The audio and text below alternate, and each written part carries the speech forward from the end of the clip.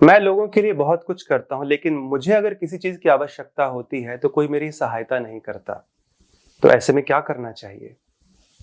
देखिए, expectation is the root cause of all misery, कि आशा ही सारे दुखों का कारण है। तो इससे हमको एक कर्म के सिद्धांत को समझना पड़ेगा।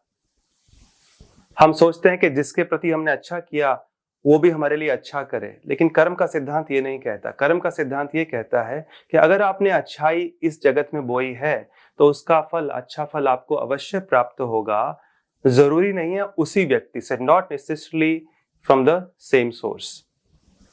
तो जिस प्रकार से अगर हम किसी को पीड़ा पहुंचाते हैं, दुख देते हैं, इफ वी हर्ट समवन, और हम कभी सोचें कि ये व्यक्ति क्या बिगाड़ लेगा मेरा, वो तो कमजोर है, लेकिन कर्म का सिद्धांत ऐसा है, जो भी दुख, जो पीड़ा हमने किसी को दिया है वो अवश्य ही किसी और सोर्स से हमारे पास जरूर आएगा, who is in a position to hurt us, जिसमें वो क्षमता है हमको पीड़ा देने की।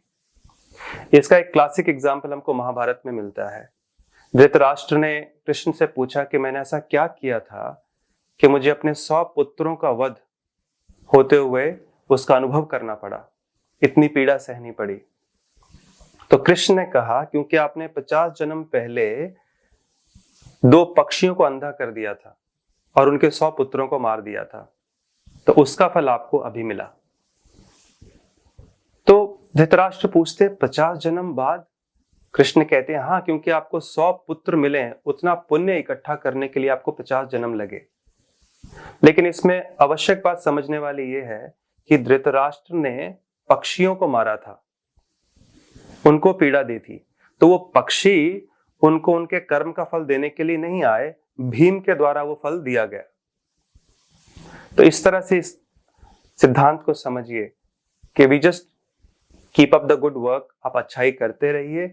कहीं ना कहीं से जो भी आपने अच्छा किया है किसी के लिए, वो अवश्य वापस आएगा। जैसे कि अगर मान लीजिए आप किसी ट्रैफिक सिग्नल पे हैं, कोई आपसे भिक्षा मांगने के लिए आता है, आपने उसको 10 रुपए दे दिए, तो आपके मन में क्या आशा होती है कि ये भी मुझे 10 रुपए दे।